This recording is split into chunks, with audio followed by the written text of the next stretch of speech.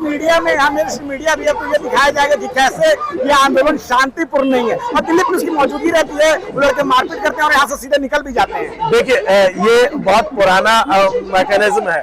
जब प्रशासन की मौजूदगी में जब सारी परमिशन है, सारी कुछ है, उसके बाद ये था कि भाई हम अपने इसी जगह शांति से कर रहे हैं, हम अपना डेमोक्रेटिक राइट जो है वो एक्सरसाइज कर रहे हैं, हम कोई गलत चीज नहीं कर रहे हैं, हम शांतिपूर्ण तरीके से संवैधानिक दायरे में अपनी बात रख रहे हैं। लेकिन उन लोगों को भेजा जाता है, प्रशासन एक तरीके से आप देखेंगे मूक दर्शक बना हुआ रहता है, उनको रोकने की प्रयास नहीं करता है और लगातार वो कॉन्स्टेंटली इस तरीके से आकर के कार्यक्रम को डिस्टर्ब करने की कोशिश करते हैं। तो आप देख पाएंगे कि प्रशासन की भूमिका कैसी है और मीडिया बस उसी तरीके उसके इंतजार में रहता है कि किस तरीके से इस आंदोलन को बदनाम किया जाए।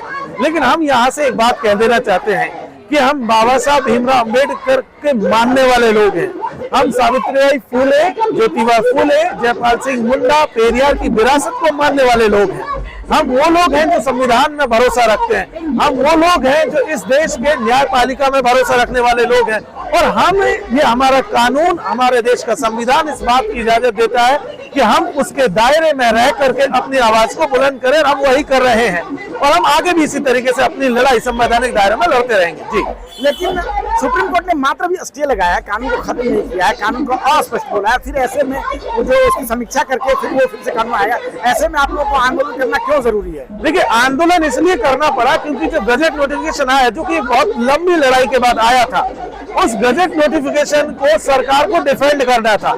सरकार ने उसके पक्ष में कोई बात नहीं रखी। सरकार उस गजट नोटिफिकेशन के मामले आपने सुप्रीम कोर्ट में देखा होगा कि वो चुप हो गई और इसीलिए यहाँ पे हम लोगों को अपनी आवाज उठाने की जरूरत पड़ने लगी।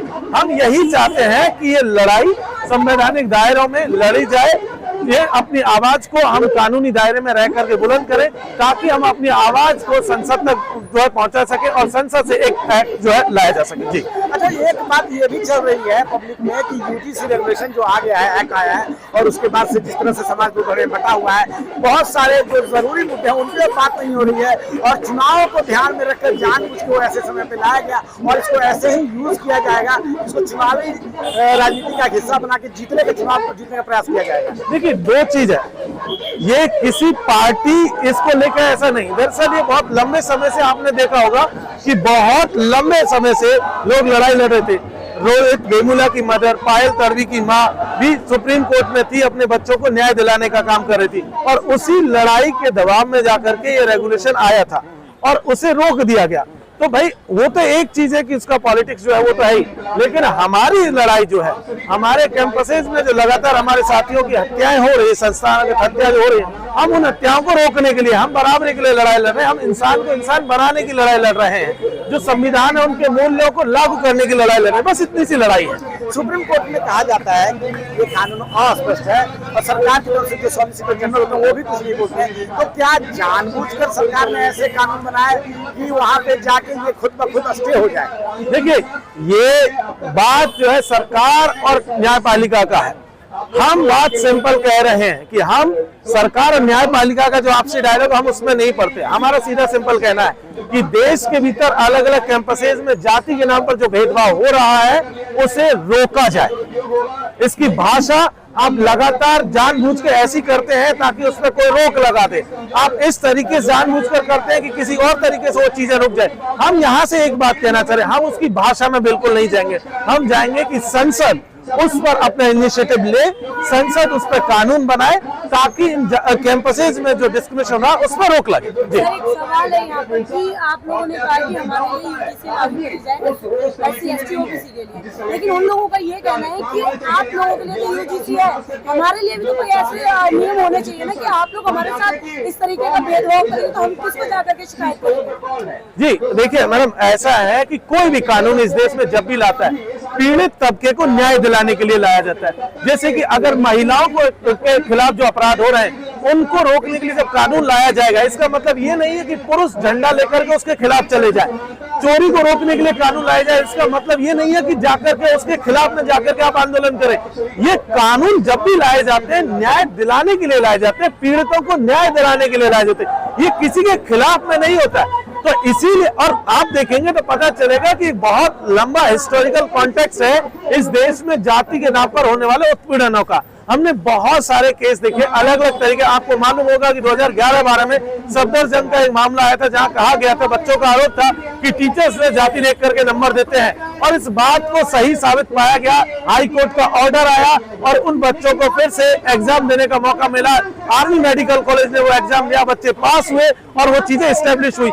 स्टैंडिंग कमेटी ने भी माना कि जाति के नाम पर उत्पीड़नों की संख्या बड़ी है, और इसीलिए ये कानून किसी के खिलाफ में नहीं, ये पीड़ितों को, शोषितों को, वंचितों को, इस देश के ST SC OBC को न्याय दिलाने के लिए। ये कहते नजर आते हैं कि 100 में से सिर्फ 10% एट्रोसिटी होती है, लेकिन SC ST एक्ट 90 जो होते हैं वो झूठे होते हैं। ये बहुत गलत इंटरप्रिटेशन है। आप पहले तो ये देखिए कि कितने कम मुकदमे, किसी भी केस में देख लिए कितने कम, महिलाओं के खिलाफ आए दिन हिंसा होती है, लेकिन कितने कम चीजें हैं जो मुकदमे तक पहुंचती है। वही चीज है, अगर आप ये कह रहे हैं कि 10% मुकदमे ही हो रहे हैं, तो इसका मतलब आपको किसी को डरने की जरूरत ही नहीं है। भाई कितने कम, हम तो उन्हीं कम की बात करें, भाई एक भी हो तो क्यों हो। वो लोग कहते हैं कि 100 में से सिर्फ 10%, 90 मामले झूठे होते हैं, सीधे। ये एकदम से गलत है।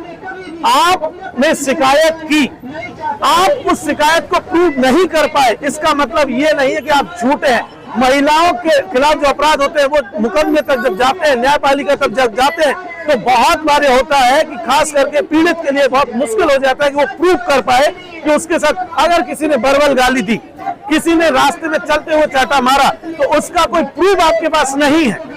चलते चलते गाली देके निकले, उसका कोई प्रूफ आपके पास नहीं है, तो इसका मतलब ये नहीं है कि शिकायत झूठी है।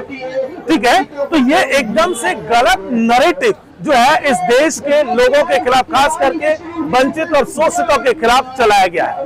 अच्छा, एक सवाल और इसमें ये है कि वो लोग अक्सर ये कहते हुए नजर आए हैं कि SC ST के ऊपर सबसे ज्यादा शोषण है आज के टाइम में OBC समाज करता है, लेकिन UGC में OBC समाज को भी इनके साथ जोड़ दिया। हम तो 10 से 12% लोग, मतलब जो परसेंट करते हैं इनके ऊपर, लेकिन इन्होंने UGC में OBC को अपने साथ जोड़ा, तो अब तो ये उनके ऊपर भी SC ST एक्ट नहीं लगा पाएंगे अगर वो शोषण भी करेंगे। नहीं, गलत। ST SC एक्ट एकदम से अलग चीज है, UGC रेगुलेशन एकदम से अलग है।